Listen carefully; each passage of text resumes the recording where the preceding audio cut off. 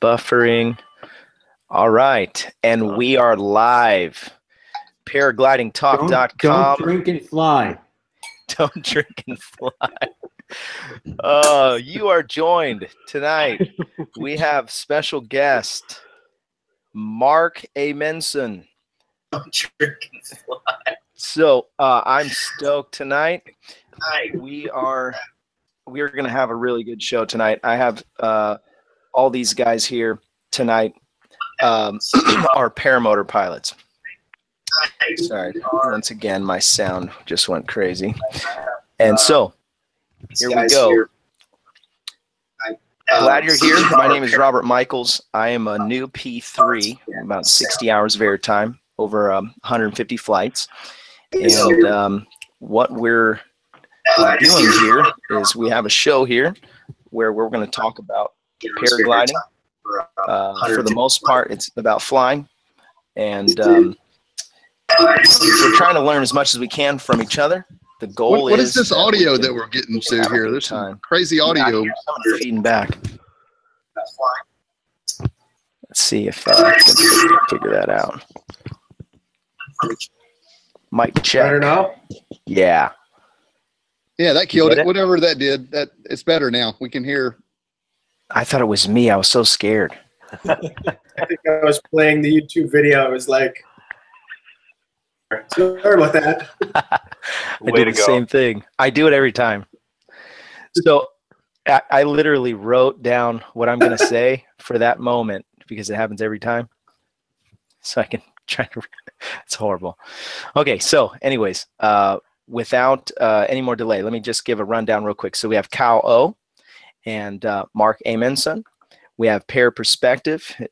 He's a newer pilot, low airtime. Want to have him on because me and him can relate because we're both kind of new. And so I needed somebody on my team. Also, we have Phil Russman. He is on the cover of the PPG Bible. So he is certified in being on this show. And then we have Trey. Trey is also known as PPG Flyer on YouTube. And yeah, you guys make sure that you go and subscribe to these guys' channels. I put the link in the description of the show. And so we're stoked. Once again, we made it to Thursday, paraglidingtalk.com. All right, so I want to fire off some questions. We're going to take some questions from the live feed, and I'm stoked. And look, we already got 18 people on watching live on YouTube. Okay, so first question for you, and I wrote down a couple of them, is how did you get into the sport of paramotoring? And then want to jump off of that tonight. Yeah, the way that I got into it was that flying always was awesome. It seemed like everybody on here had the same thing growing up. They always wanted to go flying. Same for me. I always thought flying would be amazing. Never really thought it possible. And my brother, who's 10 years older than me, one day said, you know, we should get gyrocopters. And I was like, gyrocopters? He's like, yeah, they fly like 100 miles an hour. We can go anywhere. So I was like, yeah, that's probably not realistic. Then he came back like a week or a month later and said, we should get paramotors. Campfire talking about it. We started watching videos, and I remember there was the Parabatics one where it's the guys over in like the Alps and they're flying around. And I immediately like saw that and I thought that looks phenomenal. Online, a company called them up and they were like, where are you guys from? I said, Wisconsin. They're like, have you ever been to EAA? Deal, but I've never gone to it. They go, well, it's next week and we're going to be there. So stop down. The next week, we took a day off work. We went there the first day. And just asked every question, went to every area, checked out wings. We were totally had no idea in the sport. But it was like 3 days later, we had the checks written out, and we were ready to together. That's awesome. So your brother's a pilot as well. Who's the better pilot? Start the war off early, huh? Got me. No, we are really similar. We're really similar. We fly together. whenever we can. But I think we're kind of at the same spot. I think I have a few more flights, and I've gotten to fly like in Florida at the beach and out in California, so a little bit more terrain. But for the most part, we're this flatland, Wisconsin, little wind, and just keep going out together. And every time we land, and we just tell stories to each other, and we just talk about the flights, and we laugh, and all of our friends say, you guys are doing. So it's just kind of enjoying the journey and learning together. I always thought the measure of a good paramotor pilot was how many busted props you've got hanging on the wall. Pilot.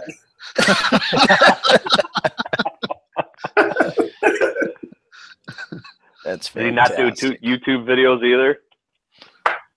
Yeah, what's up with that? He doesn't make them, but when we go flying together, I got to get to more air-to-air footage. I mean, I have cameras galore, and I have stabilized cameras. Like, I need to get a tight-knit group of guys to go flying with. I love watching videos. Like, EAA is the greatest time of year because it's when we get together.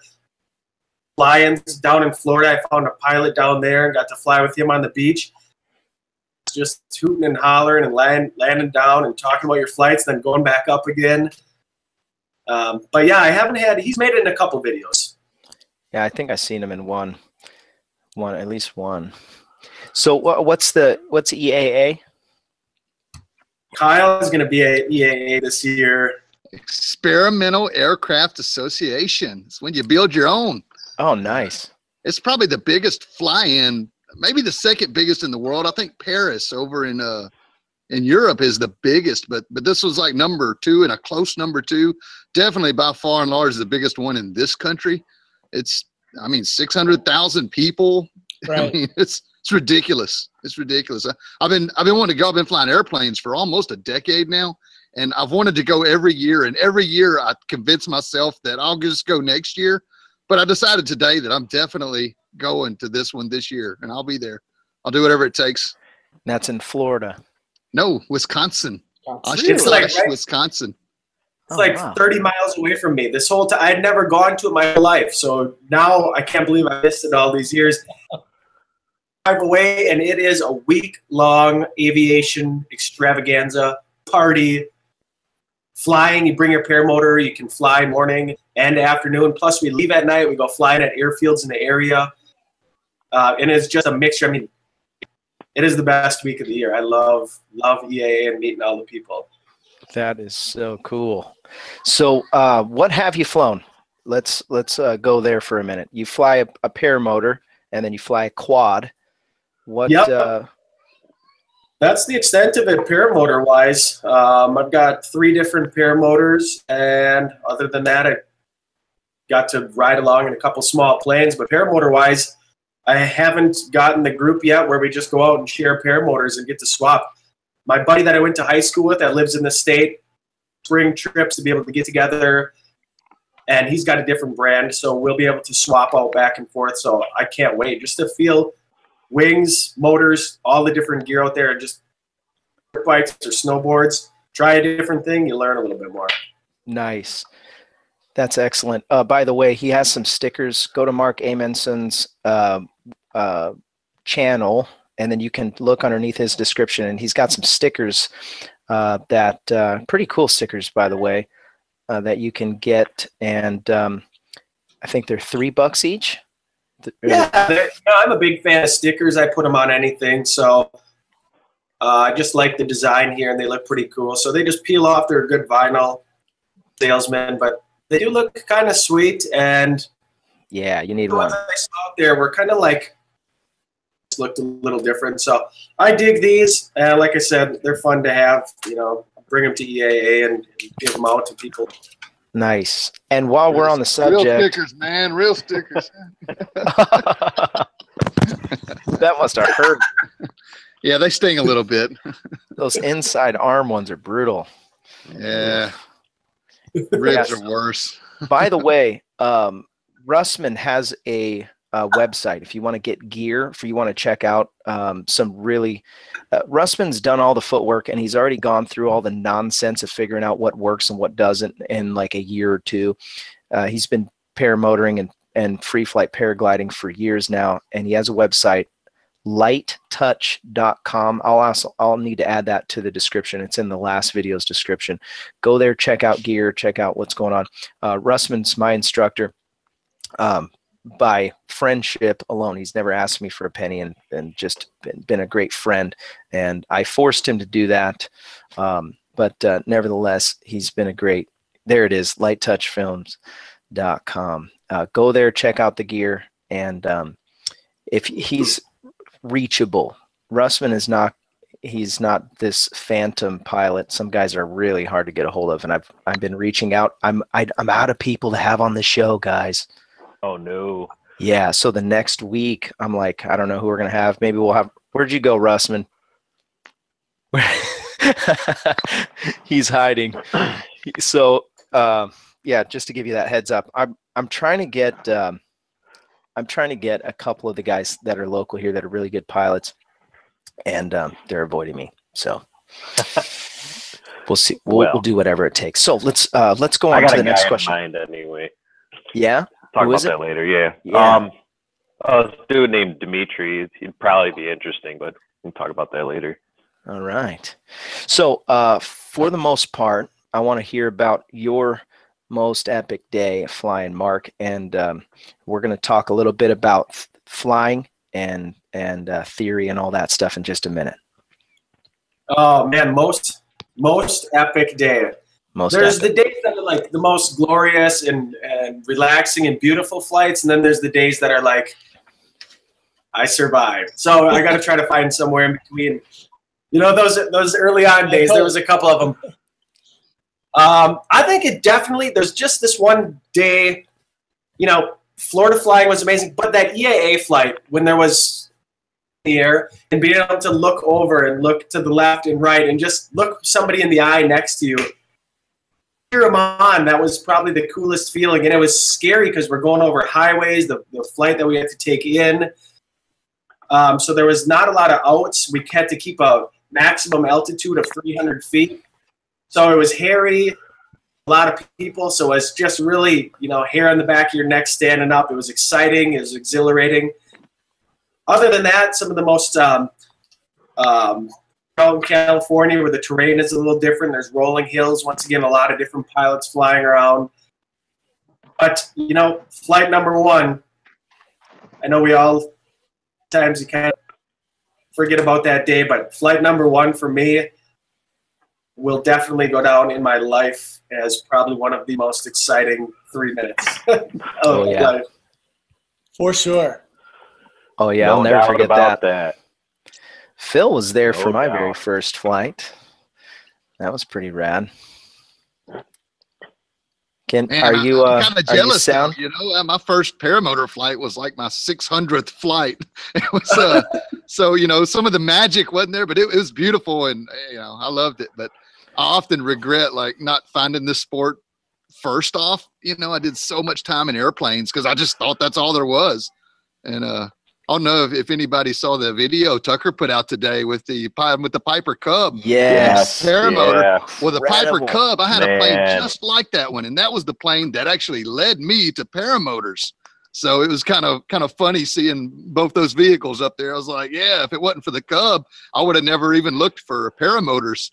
It's so nice having aircraft that you can put in your Saturn or your Ford Escort or something.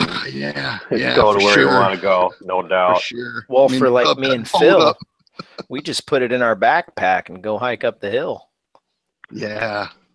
Also beautiful. You ever done any free flight, Marc? No, man, and I want to. I would love to. After watching Gavin's, the last, and seeing the altitude, just, I mean, watching anybody fly in free flight is amazing. But seeing that stuff again, no motor on your back, and you're just looking at how did you possibly get to the summit of this mountain here. So, yeah, in a heartbeat, if I find the opportunity and can try it out, I'll definitely be on that. The funny thing is when I first got into the sport, and the way I found it was I watched a Tucker Got video, and then I called Phil.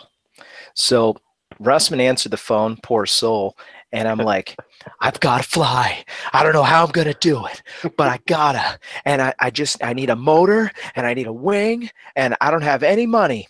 And so Russman's like, calm down. Find a tall building. Yeah. Find a tall building. Yeah. So Russman says, listen, there's no wrong answer. Some people like motors. Some people like free flight. It's like sailing with a boat or using a motorboat. And so I've been hooked on free flight. I just love all the aspects of it. And Marc, I mean, if you can, you've already got the fundamentals down, so you'll really appreciate it once you can get up and do it. What about mountains over there? Do you have anything? We have some elevation here in the States, so I think there's possibility. Yeah, I think where I'm at like 700 and some feet, and there's not, we have Lake Michigan, which has, a lot of coastline. In eastern or lower Michigan, there's this place called like Sleeping Bear Dunes. So I think there is opportunity around here. It'll just be connecting with some experienced pilots and then maybe finding some secret spots. Yeah. Excellent. So 3 years ago, is that how you've been flying for 3 years now? 3.3 years. Okay. Yeah. So you got into the sport. You said, I want to fly. You went through some training, got off the ground. When at what point did you start? Well, let me ask this question. Who inspires you now? The guy sitting in the pharmacy. Yeah. Oh, Kyle. Kyle, another point for Kyle. Oh, shoot, man. No, I mean, really, yeah. It's definitely the core group of people that are putting videos out there because that's who I get to see most frequently. Yeah, that's really the truth. Those are the people that continue. It just looks like everybody is going out and learning new things and doing the SIV courses and just having fun with learning. Inspiration is watching on the computer until I can get, even just going out with my brother even more. I mean, he inspired me to get into the sport. Our schedule's working out, getting to fly together. But anybody that's passionate about it, that loves to go out and has fun with it, I'm the same way. I mean, an addiction, I've called motocross the same thing. It's like a sickness. It's an incurable, you have to. You're passionate about it. You think about it all the time. It doesn't go away. It's where your money goes. It's what you talk about. It's just, it takes you over. So it's fun. When you bank a turn, I mean, I don't go out and do, people are out there doing sats. I'm up here in Wisconsin drinking Blatz. I haven't mastered any crazy wingovers or anything yet. So I'm getting it figured out. But when people do crazy stuff, I feel the excitement for them. It's neat. Here, here. And oddly enough, the craziest stuff you approach so slowly, and you don't just go out and Yahoo it, or you end up probably dead. These maneuvers take years to build up to, and you're doing sats and loops and rolls all in the same run, and everything is so many years of practice behind it. It's not something you just go do. You just approach it stepwise, and by the time somebody sees you do it, the first time my dad saw me do a good run out over the golf course, he's like, "Don't ever do that again. I thought you were dead." And it's like, man, I've been doing that for years, Dad. And just to the outside onlooker, it does look pretty crazy, but everything's usually in full control if you're doing those kind of maneuvers. Let's talk about that for a second. And last week we had a discussion, and we were talking about Trey was talking about wanting to get into free flight, and we started talking, and a discussion came up about midday flight, and I wanted to go there for just a minute. Phil and I talked a little bit about it after the show. Midday flying is pretty sketchy, and maybe I'll Phil, if your mic's good, maybe I'll give you the platform here. We probably need to discuss that a little bit, because you can't just take a paramotor and go fly midday. That's where a lot of people have a misconception. It's usually morning, from what I understand, and then night. Is that right, Phil? Yes. Well, there's a lot of difference of opinion on this, but the general consensus is that you fly in the mornings and the evenings, unless you're flying on the coast with onshore laminar breezes. But there's the Icarus race, and a lot of people that like to go thermal flying in the middle of the day, or maybe the end of the day, and those guys are definitely rolling the dice. You know, I'm a paraglider pilot, and I love waiting until the middle of the day to go cross country, and it's just a different ball game because when you get up there in the thermals with a paramotor, it's not quite the same thing because you're more upright instead of leaned back. I don't know if you can see that, and so you don't have as good a passive loading from side to side in terms of roll. And because in order to weight shift, you have to go way over like this versus just a little bit of a twist when you're leaning back. And the other thing is you got all that angular momentum because the motor weighs a fair amount and it's not really that close to your back. So you've got this potential for twisting if you have a collapse. And then if you do have a collapse and you've got some lines hanging down, there's a lot more things for them to catch on. So all those things add up to you're taking a lot more risk if you go flying in dynamic air, especially if you don't know what you're doing. I'm a very experienced pilot. I fly a super high aspect 2-liner in the big air, and I am scared to death to go up in thermals in the middle of the day in a paramotor. I have done some late afternoon thermal flying, but even that can get you into trouble. You get close to the clouds, you get some cloud suck, and you know, you don't know what you're doing. It's way easier to get out of trouble and get off the hook, so to speak, in a paraglider, in a paraglider harness than being strapped into a paramotor. There are clear advantages to being in a regular paragliding harness for sure. But without the paramotor, I probably never would have learned to thermal because that's where I did most of my practice. But I would pick days. I was pretty good at weather. You know, being an experienced pilot, I knew quite a bit about the weather where a lot of people coming into the sport may not. And so I could pick days that had sort of moderate, you know, lift and everything. And it wasn't, you know, super rowdy on the days I would go out, and I would set the motor to just 0 where, you know, level cruise, I had a cruise control on it. And I would go out there and just feel out those thermals and just try to stay in them and practice doing that. But everything he said is right as well. It is, you get way more feel with a regular paragliding harness. It's just so much easier. But then when I would switch from the motor back to the regular harness, it, you know, I was Superman because I could do it so much better with just the wing and the harness than with the motor and all that business going on. But I got a lot of time, and the time and the experience adds up, and it's an individual pilot thing as well. You know, some guys, you know, do it both and they can do it safely. And some guys probably shouldn't. Most guys probably shouldn't, but you know, you got to weigh each day. You got to weigh each day and pick your day and pick your battles. Part of the problem of having a discussion like this is you just really don't know what kind of air we're talking about. For example, I guarantee you, if you go up in a paramotor at Valle de Bravo with, you know, like some mid-range wing, and you're going to be basically crying like a little schoolgirl, no matter who you are. Agree, 100% agree. There's lots of different air up there. But if you're in Florida, you know, in the winter, at the end of the day, and you got some little thermals that you're cruising around with, that's a whole different ballgame.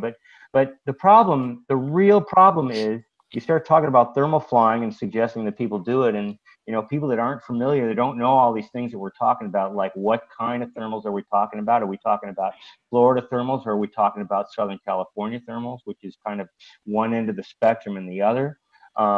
You know, they may not know what they're doing, and so what you want to do is find the local guys. Find the local guys and talk to them because they know. And you better be darn sure if you're going to go up in thermals with a paramotor, you better know very, very well what the situation is and know that you're taking some risk and possibly a lot of risk. It's definitely one thing about, you know, being a newer pilot, and that weather definitely concerns me as a new motor pilot for sure. Yeah. What is the most common thing that you hear from the guys at the Icarus when they're done? They'll all tell you the same thing. I had the most crazy thing happen at the Icarus race, and it's usually involving dynamic air. So, and midday. So that's we wanted to bring that to the table. I'm glad that we did, and that's why we have this show, because we want to talk about this stuff because no one else is. I don't know where it is. I want to say one more thing about this whole thermal flying thing, and it is a little bit of Russian roulette. You know, you can fly around, you can get lucky because there's a lot of chambers and only one bullet. So you can do it for a while and get away with it, but it could be that someday there's you know, a gnarly thermal or a dust devil or something, and you're in the wrong place at the wrong time. Like, you know, some of you remember John Black, what happened to him. There is a thermal out there waiting for you that is too big for you to handle. And if you're close to the ground, which, you know, you're going to have to be in order to take off and then eventually land, unless you wait till it calms down to land, or you take off before it gets gnarly and then you're up there. You got to know you're asking for it, and I really want to emphasize that you proceed with caution. But I do want to say something about what Kyle was saying, and we were talking about free flight, and I think paramotoring is a great way for people to discover free flight. It's really kind of a shame that the USHPA didn't take powered paragliding into their organization, because they wanted to get away from it. But the fact is that I think they should support it, because it's a great source of new free flight pilots. So many, I do transitions in both directions, and we get so many people that go from powered paragliding into paragliding, and some of them quit powered paragliding. That's how much they enjoy it. So anyway, yeah, Kyle, you're absolutely right. Free flight, powered paragliding is a great way to discover free flight. We're looking at John Black's crash right now on the screen. Took a big asymmetric. Too low. So that's midday. Looks like winter, right? Yep. Look, he took a 90% collapse. Boom. He just didn't have enough altitude to recover from something like that. You know, he had what, 200 feet, 90%er. Yeah. Slung him around. I mean, he was just one swing away from having the wing open back up. Yeah, he was. Yeah. Well, anyway, it's better safe than sorry. But you know, I've done a lot of cross country paragliding in Minnesota. And I've, over the years, traded places with my buddy on the state record. Hold on, let me interject right here. His friend in Wisconsin breaks the record. I don't know how many miles it was. I'm going to just speculate. He gets, it's like, we'll just say 100. Minnesota. Minnesota. And so Phil flies out there, and what was it, like a week later, breaks the record by like 100, by like 10 miles. Yeah. He was pretty pissed at me. I thought he was going to throw me out on the street.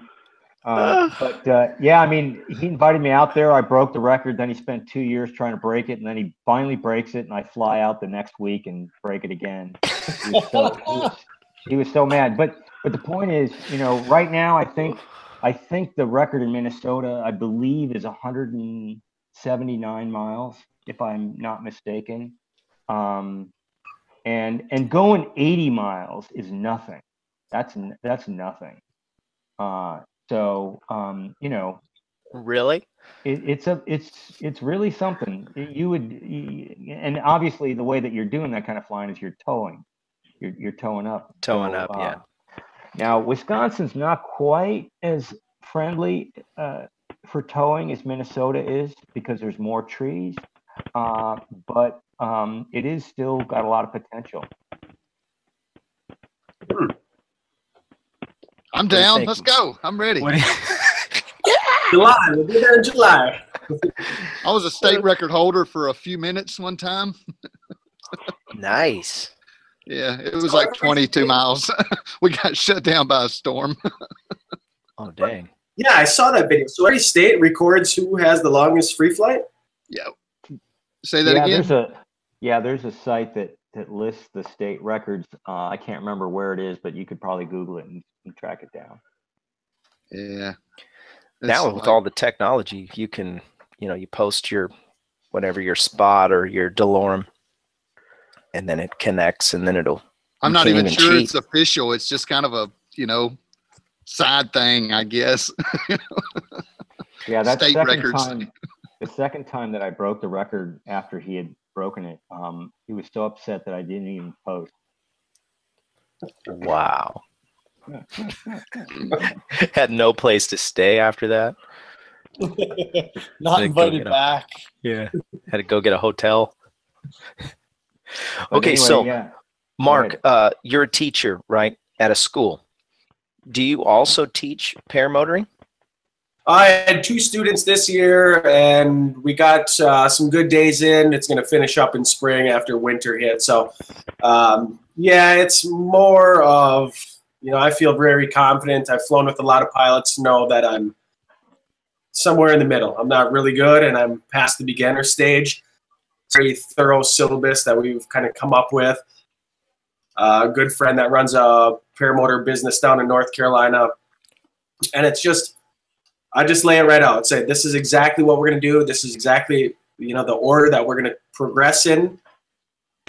And thus far, both of them, we just did a lot of ground handling training. I don't have a tow operation. That's the biggest thing. So I think the next thing, like that Snow Dog video, that Snow Dog looks like a sweet little tow operation thing. But yeah, once a winch system would be established, yeah, then it would be, it's just right now, like the schedule is so full, biting off that, that responsibility and making sure that I have a system in place that immerses the students to fully become safe pilots is something that I'm not rushing into. So they're pilots that they're very, one is actually a pilot already, so there's previous aviation experience. But yeah, I feel very confident in going slowly through the steps to get somebody under the wing, out there, understanding how the wing feels, power walking with the motor, kiting with the motor on their back, and just slow progression to the point of confidence where the next step is talking in the ear and lifting off the ground. So, but even I have a friend that has a new school down in North Carolina, and he tells me all the time about the successes and the failures and things that just happen. So it's good to understand realistically what can happen, when you're getting people up into the sky. So yeah, I want to just progress slowly with it and continue my training for to the instructor point. But yeah, that's kind of where I'm at right now. This was a video that I caught you. You called it a crash, but I'll give you the. You stayed on your feet, so you don't get the full crash effect. I'm going to call it clickbait. But that was coming in a little hot. I didn't completely go over on that one, but it was a little scary. My video that I had 2 days ago, I had that trail cam. Yeah. And it got plugged up with, oh man, that was it was another one just like that. Fast. And my corner of the field that I had to land in, I could have landed, there's like a no wind, not much wind situation. And there's no wind stock because I can't shove anything. And snow, right? Snow and ice. Snow. And this video, I was so excited. I'm like, the trail cam I just made. Here's my trail cam. It's got a yogurt lid, a bow arrow. Oh, you put some drag on it. So good pumped. Stuff. Good stuff. Yeah, I was so draggy, so they'll stay back. I look at it, there's snow packed in it from the moment I take off. I was so bummed out. I like how you shared that footage too. That was funny. Yeah, the whole time, I just want you to see. Oh, Mark's a wizard with the footage. He could probably take anything and make something out of it for sure. I know. You got some real skills on the editor there, Marc. Yeah. I would love to film other people and put videos together, but here I'm sitting, it's the same thing. It's like I'm doing the thing that I want to film. So we all strap GoPros to our heads, our knees, our feet, our wings. The goal is to get one of my students and shoot some footage and then put together a really, just a well shot. I like the videos where there's actually a point. Like there's this lost dog in the area. Yeah, that was fun. So something like that, like going out excited. Today I saw a coyote. I swore it was the dog, but it was a coyote. And I'm like, man, put something together because, I don't know, when I look at like the amount of I have and what is possible and making like short movies out of it, that's kind of what I want to get to, is using the paramotor as something fun. But then, like, I have a list. I want paramotor pizza delivery. There's a whole list of different videos that I want to make. And man, and then I got 6 months of winter, and I'm trying to film it all myself. So it's nice having my brother. I would love to get pilots right in the area that consistently are twisting my arm to go out flying, because we would be making videos like crazy. So, but I love editing. What do you fly, and what weight do you fly at? Sorry, I have 25 Blackhawk. I'm 170 pounds, and my wing is a 22 reflex velocity nitro. So that's one of, I started on the Velocity Edge, the same wing that comes with like the Blackhawk kit. My brother has an Ozone Spider 24 that we look forward to switching back and forth. But my regular setup is the nitro with my 125. Nice. Is that 125 the actual displacement, or is that just a number they give them? 124.9. I believe, okay. Yeah, so that's pretty close. You know, sometimes they'll call them a 200, and they'll be a 180 or something like that. It's right at about 125. Whatever they do, they're always within a couple cc's. But nice. Yeah, I mean, this thing, it's got a good amount of power. The new one is even lighter, and you know, they're like riding dirt bikes, using chainsaws. I'm sure every one of them's got its own of it. I want to fly all the varieties. That's like the key. So it's so sweet that there's so many on the market now.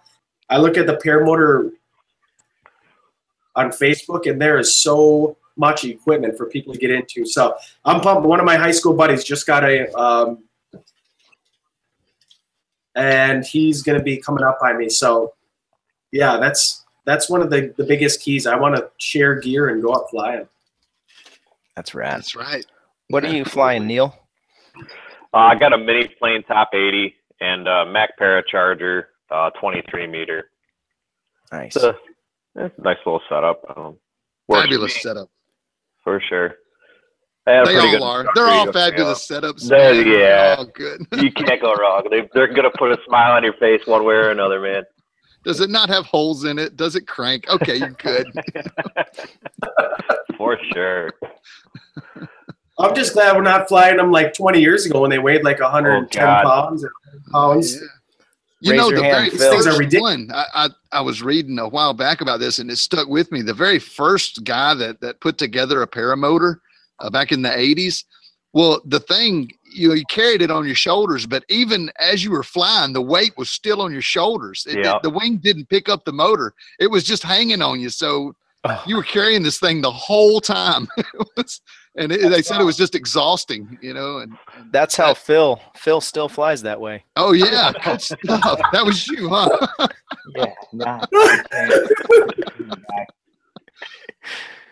Oh, we live at a good time. I'm glad they're light. Yeah. It's the technology is really good, and you know everybody says that every dime. I mean, 20 years ago they were like, we're at the pinnacle, and you know we look back now and we're just like, oh my God, those are death traps. I kid you no not. No wonder people frown on the sport now. You know. I kited mine for an hour and a half one time. I know that's kind of taboo, but it weighs 42 pounds with a full tank of gas. Wasn't that big of a deal. Yeah. Well, 42 pounds. I kite with my nitro now, same kind of thing, but not with that Simonini. That's a tank. No, you dehydrate before you got off the ground. Oh, that is the worst thing. Like, I don't know what it was, 15, 20 degrees out, and I blew a launch with my 17 layers of clothes. And then you get up in the air and you start, like, the sweat starts freezing to you. It's pretty awesome. Oh, gosh. You know, we hit 9 degrees in Louisiana a couple of days ago. I've never seen temperatures that low here ever. And Somebody told me today it's the coldest streak we've had in 29 years. Like it's been cold since before Christmas, and every year I've been flying. I mean, a week later you hit 60, 70 degrees, and it's coming. It looks like the forecast we're showing like mid 60s next week. So I'm looking forward to that because I mean, before Christmas it's been cold here, below 50, and the days that it was warm, it was nasty, rainy, but just such an oddity this year for us down here. And we had snow on the ground still right now, which is unusual after 3 days. Wow. Yeah. Yeah. Yeah, that's the bad thing up here. When it does get warm, the only thing it does, it melts all the snow. So you can't really, there's nowhere to lay your wing out because every square inch of ground is wet. Slush pit. Till spring to let everything dry up. And yeah, it's almost better that it's cold because then it stays no moisture. Yeah. So what do you think about doing cross-country motoring? And are you more of a sight type of person? Most of my flights have been sight, and yes, I want to fly. Around the area here is absolutely like northern Wisconsin, where my cottage is up north. It's 65 miles north of my house. It is beautiful. The only thing is it's so forested, there's not a lot of opportunity. If your engine did have a problem, it is just an all-county forest. But that's what's beautiful about it. So the cross-country flight thing, I think, will be more confidence-boosting when there's, when there's a couple people to fly with. Faster wing now, because going from that slower wing early on, you could probably cover 40 miles, 50 miles, something like that, which is still a good distance. Or probably 60 to 70 on a tank of gas. High school, that's about 40 miles north of here with the football field. I know all the areas from 34 years of driving back and forth up north. I know where all the fields are.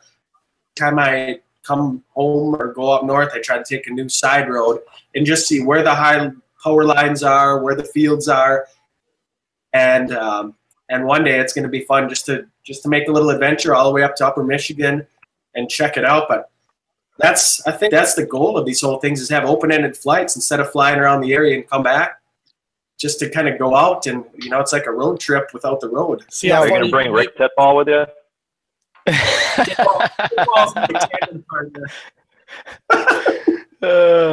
I sit in the front seat and Titball drives. Trey's right down the street from you, ain't he? Where are you at, Trey? No, I'm in Pennsylvania. I'm a good 12-hour drive. Oh, I'm sorry. But it is very, very cold here. Just like Kyle's been saying, man. 9 degrees is what we've been averaging for the last 3 weeks. Not averaging, but it's been really, really cold. Oh, God. I'd never felt 9 before a couple of days ago. So. Jen woke me up at sunrise, said, "Kyle, it's 9 outside." And I'm like, "What? Staying in bed?" Oh, my gosh. Why can I see my breath? Every breath, that's all you see. It's like, yeah. See me, Phil and I are not allowed to talk about weather, so that's why we always get quiet when you guys start talking about that stuff. That's right. Don't hush it up. I had to. I'm just gonna say this. I had to load my Jeep with Freon, get the AC back dialed in. I looked at your weather a couple of days ago, Robert, and I know exactly what you guys have going on out there. And I didn't smile. I was frowning when I read your weather. So there you go. I will say this, Phil. No, you go ahead. Go ahead. I was going to say the flying has not been good. If you haven't noticed, I took a sledder and I landed at a nude beach. Rough life. Okay. Yeah, don't do that. No, it's not like the movies. Yeah, it's not the movies. It's not like the movies. It's real life. People have moles and growths. And there's a reason why. It's like the medical profession, man. I'm going to tell you why these Southern California people are so good at catching thermals and flying away, because if you don't catch it, you're going to land down there and you're going to see some stuff you didn't want to see. It was bad, man. And the hike back is not any good either.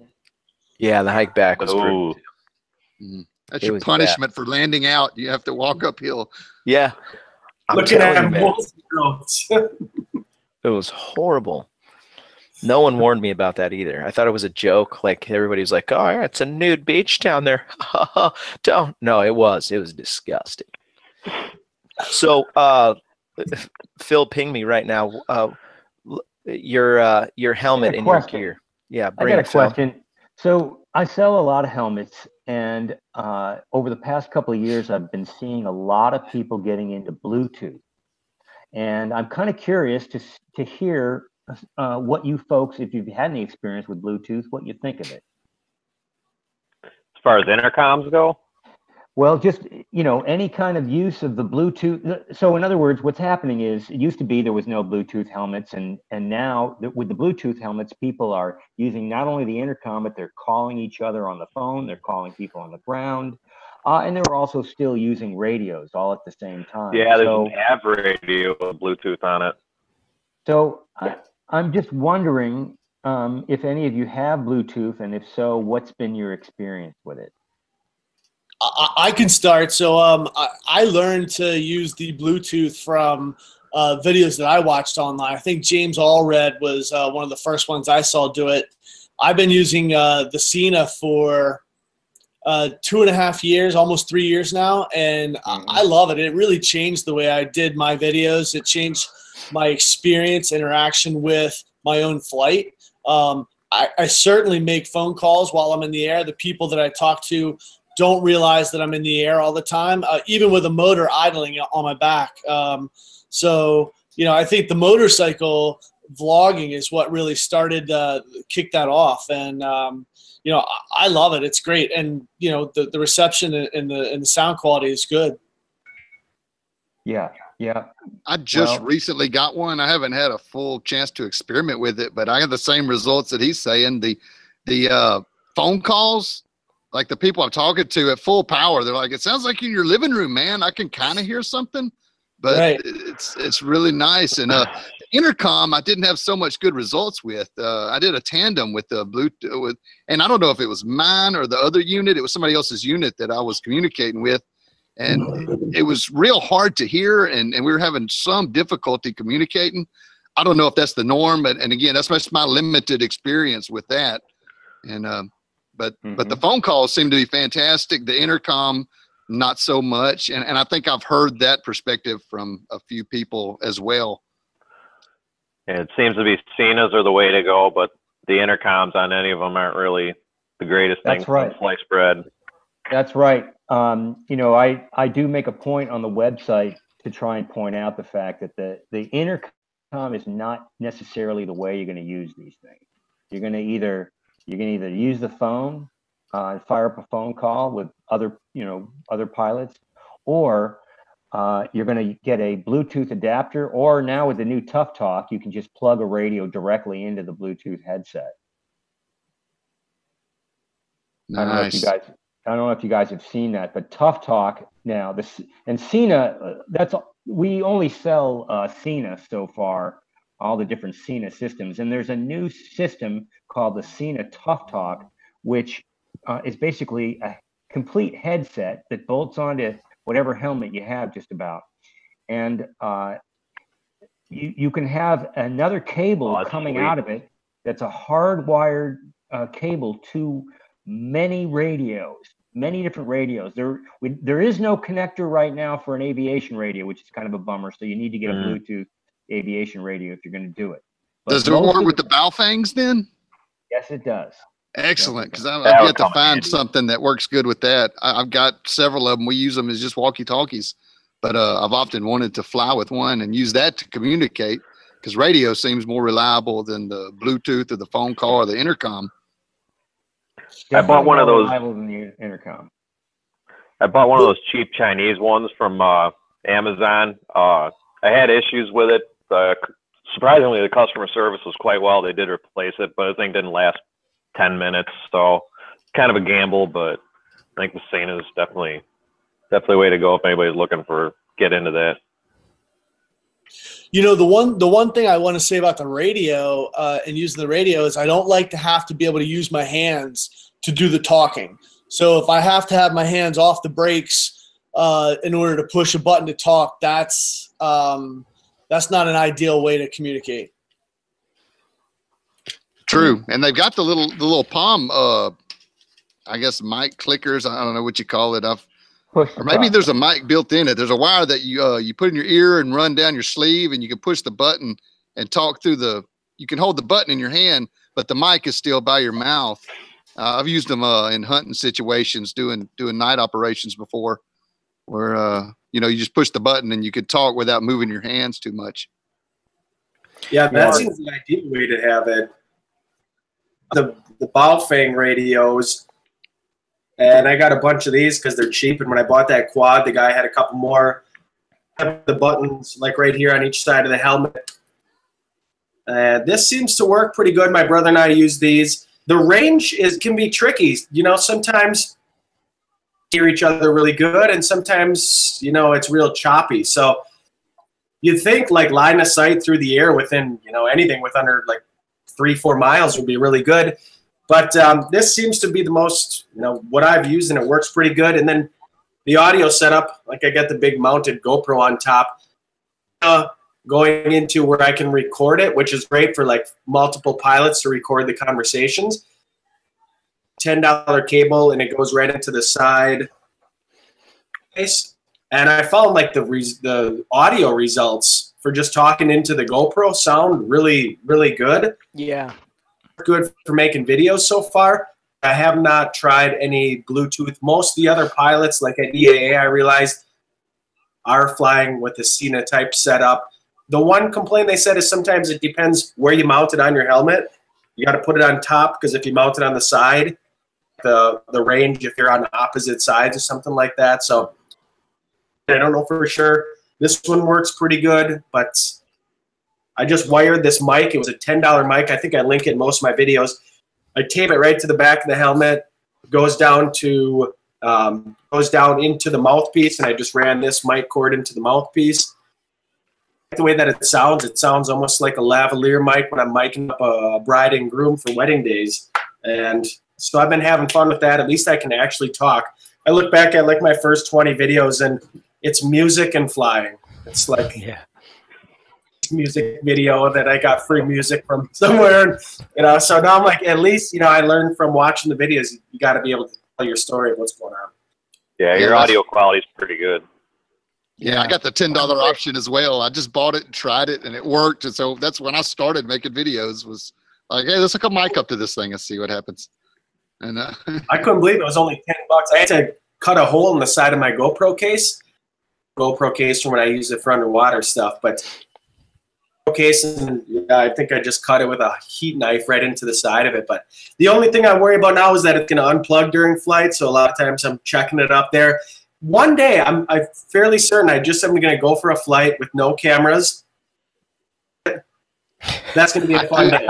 I do that, man, because when you're making a video, you're doing two things at once. You're flying, but you're also video making, and there's separate things, even though you're doing them together. And I catch myself, funny thing, I'll ditch the whole camera sometimes and just take a flight for Kyle, and just go and do my thing and jam some tunes.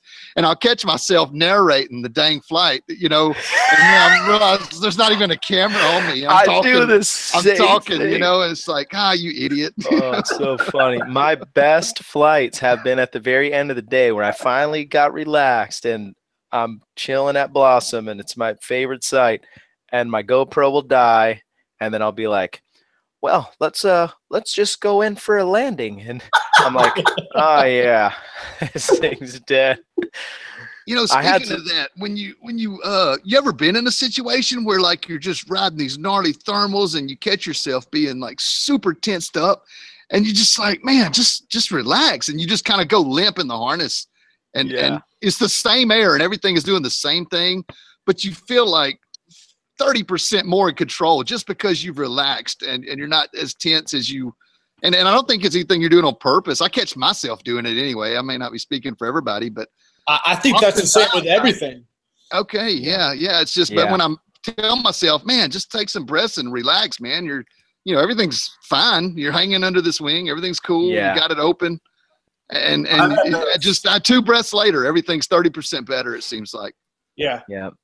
Yeah, I've had those moments. It's like I'll be flying, and I don't know what it is. I guess it's just your preservation of life. Like you're trying to stay alive, and everything can be fine. But I'll be flying up there, and I'll realize I'm like, I'll get like my mouth gets dry, and I look at my GoPro sometimes, my video myself, and I got this like nervous look going. I have to tell myself like, this is everything is safe. I keep looking at the risers, looking up at the glider. I'm like, is this really safe? Is this seriously? And I finally, at some points in flight, I'm like you said, you just relax and finally enjoy it. But I still have that nervous that I checking and relax and enjoy it. It's so great. I think mine's added to weight shift, you know, using your core and your weight shifting, and you don't let off one side to pull the other. And pretty soon you're just squeezing everything like you're trying to push out a third.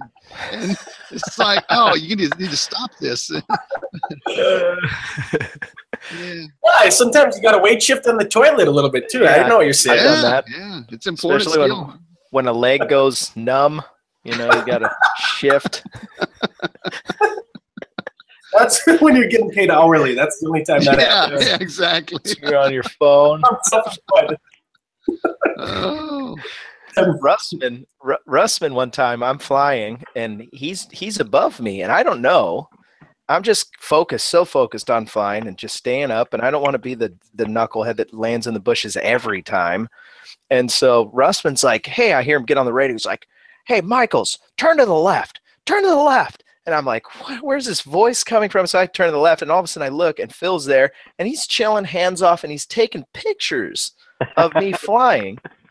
And he's like, all right, now turn to the right. And I'm just like, oh, gosh, I'm just trying to.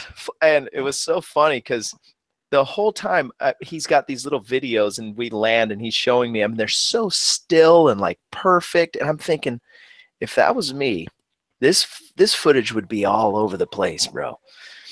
And he's not even touching the brakes. I think he's flying all weight shift and just, one day. True pro, man. True pro. Yeah. Staying efficient, huh? He's just stuck with it, man.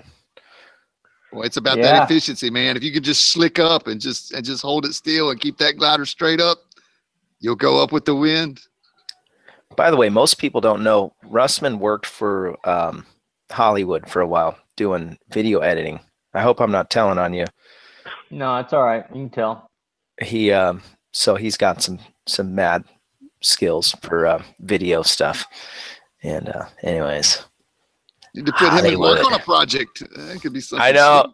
I know. Well, he's done some major projects already. Didn't you do something for Coca-Cola, Phil? No, we were just screwing around. I just made one just for the heck of it. Oh, okay. Did you see that video? Yeah. Yes. Okay. I thought it was legit commercial because it looks so good. Yeah. This whole time I thought it was real. I've been telling people that it was real. Yeah. No. So it never went to Coke? Oh, gosh. No, we were just screwing around. So he lands. There's a guy driving down. Is it on the beach? Yeah, we're on the beach. Driving down the beach. It's a truck. It's got a big flat top on the back of like a camper. And there's a dude chilling up there. And so Russman comes flying with the motor, lands, gets like a Dr. Pepper or a Coke or something, drinks the Coke, and then takes off again. All while the truck is driving. Sweet. Yeah, it's pretty cool. Whatever it takes to entertain. They need more commercials with paramotors on them. That time the Dodge commercial came out, the Dodge had paramotors. Well, Heidi from Blackhawk, she calls and she says, "Marc, make a thing up and send it in to be in this commercial. They need." So I made this sort of nerdy video of like trying out for this commercial. Never heard back, and then all of a sudden I saw the commercial on TV, and it was wicked. And it happened to be that it looks like it's in Utah. It looks like the same terrain. The tryout for it the day before we were leaving to go to Utah for 2 weeks. So I would have been in Utah wherever they were flying. But it's the same thing. They're going to pick up on paramotors like the coolest sport. We're going to see it more in a Super Bowl commercial, and Dodge had it. So surprised if there was more and more. Oh, is this the video? Yeah, I think this is it right here. Yeah. Well, the sport's certainly growing. When that commercial came out, and then Tucker's McDonald's thing, man, everything just exploded. It seemed like. I mean, it was already kind of on a growth spurt, but man, people came out of the woodwork when those two things happened specifically. Oh, this is great stuff right here. Look at that. Makes me thirsty, man. I gave up Cokes a while back, but that makes me want to drink one right now. That's a Diet Coke. Oh, I mean, I'm sorry. It makes me want to go flying. That's what it makes me want to do. Nice. Share a Coke. Yeah. Yeah, that does look like a commercial. That's pretty cool. I thought it was legit. I've been telling people this whole time. My dad called me and when he saw that video, and you know, he doesn't know. He's probably watching right now. Hey, Dad. And he calls me. He's like, son, have you seen that commercial? They're flying around those things that you fly. I'm like, cool. What is it? And he's like, yeah. He goes, that wasn't you, was it? Was it your friends? And you know what's funny? I think it was actually one of the guys was from Saboba. I don't know if that's true or not, Phil. I think it was Stephen Nowak. Yeah, Troy over there had the connection, and you know, he basically got a bunch of his buddies in on it. So a lot of people from around here actually were in on that commercial. Oh, really? I didn't know that. I'd heard that actually. Southern California pilots, some crew over there. Yeah. We kind of had the in on it. I wasn't there, but you know, some of my friends were. I got hit up to be on some kind of CSI episode. I think a guy from Florida ended up doing it. I couldn't do it because of work. They were shooting in New Orleans and needed a paramotor pilot. I don't know. I never saw the episode or anything, but it was something on some CSI New Orleans, maybe. If there's one of those. Paramotor pilots for movies and TV shows. That's going to be my paramotor talent agency. Side job. Where do you need us? Well, I heard there was some different police departments that were considering using it. That their helicopters are just way out of budget. Just to have one on the ground, it cost a fortune. And they were like, oh, maybe we can do something with the paramotors. But I don't know, man. That's pretty sketchy. Yeah, now they run into the whole Part 103 and commercial operations. You know, there's a legal line in the sand that you can't cross. These guys are being paid to do it, so they can't use ultralight vehicles to do it. Legally speaking, there may be, I'm not a lawyer by any means, but I see that a lot. Yeah, it's all right for the police because they can get a waiver, and they did. I worked with the Palm Bay police and trained some of those guys, and we were, you know, I don't think it's really viable, especially if you're not on the coast. And with drones now, they're so easy. I mean, drones are way better. Send a drone up if you need to look at something. Yeah, absolutely. Drones are way better. Did anybody see that drone video this today? They used it, and I think it was in Australia to rescue those swimmers. Yeah, I looked up at the TV one time today, and that's what was on. No kid. Here in the drugstore, it just runs all the time. I don't watch it or anything, but every now and then I look up at it, and I saw an ocean, and I just looked for a second, and it was I could read the little headline. We don't have volume on it, but it's like drone drops life raft to drowning teenagers. Yeah, really. It was such a trip. So this thing falls out. I should probably pull it up, but if the drone flies over these guys, you can see they're struggling or getting smashed by waves, and then all of a sudden the drone drops this, like, I don't know, it was like a noodle, and it just like fills up with air, and both of them hang on to it, and they were good to go. He said power float. Yeah, got there in like 2 and 60 seconds or something like that, where it would have took 7 minutes for the lifeguards to get out there or something like that. So it was completely a drone rescue? Yeah. Mm-hmm. So the drone flies out, drops the deal. They just swim over to it and grab it, and they were good to go. Wow. So, yeah. That's going to make okay. I thought you meant the drone like pulled them out of the water. Yeah. That's the way the headline read, and that's when I was like, what? I want to see that.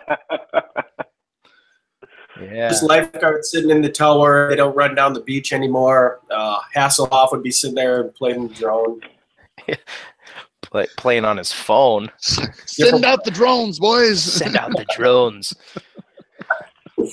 That's no, the ones with the rafts, not the guns. That's coming soon enough. Yeah. Get ready. Hope everybody's skeet shooting skills are on par. Yeah. So it's 7 o'clock. We're gonna call it a wrap. Unless there's any other questions that you guys have here that are on deck. Yep. Mark, how's the ice fishing, man? How's the ice fishing? You said you were going to be ice fishing. Yeah, fishing was good. What was it, a week and a half ago? Limited out, got a lot of fish. No, this was right before Christmas because we ate bluegills for Christmas.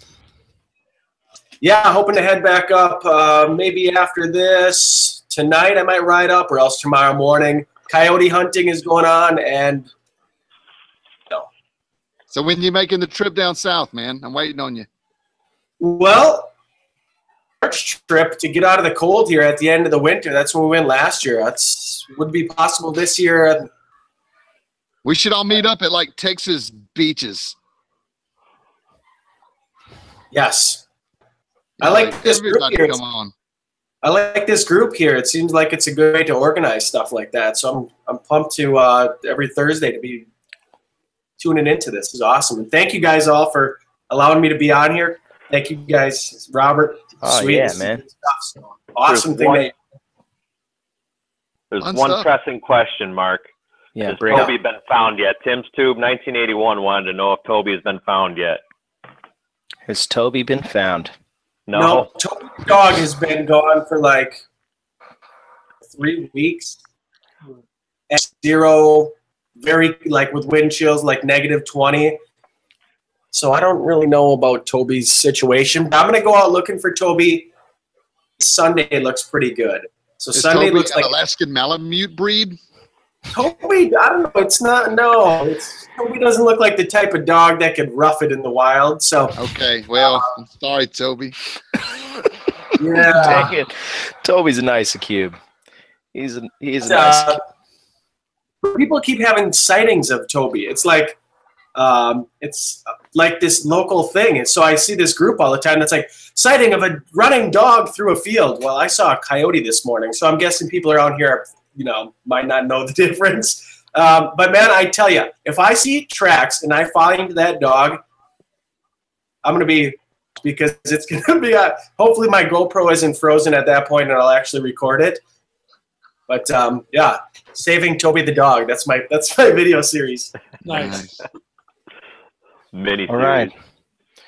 Well, guys, what a pleasure. Really appreciate you guys being on. Go to paraglidingtalk.com if you want to find out about upcoming shows. Also, we set up a Patreon account. I'm thinking about maybe doing stuff in the future with shirts and coffee mugs and all that stuff for the show, because it's so fun and just it's cool. It's a camaraderie, and it's kind of like a family. So I want to make something like that. If you want to see more episodes of the show and you want special content and all that stuff, that's coming down the pipe for the Patreon supporters. Please check that out on the website, paraglidingtalk.com. And then also check out each of these guys' YouTube channels and make sure you subscribe. And subscribe to me, of course, if you want to see my crazy nonsense. But other than that, really appreciate everybody coming out. And I know it's late on your end of the world, so we'll call it a wrap. And so appreciate you guys. Mark, thanks for coming on. Kyle, Phil, thanks everybody. Trey, Neil, we'll do it again very soon. And so next Thursday. And later, Trey, Steve, Kyle, good hanging out, guys. Hey, yeah, man, good meeting all you guys. Good night, everyone. all right. Take care. Take care, guys. See you guys.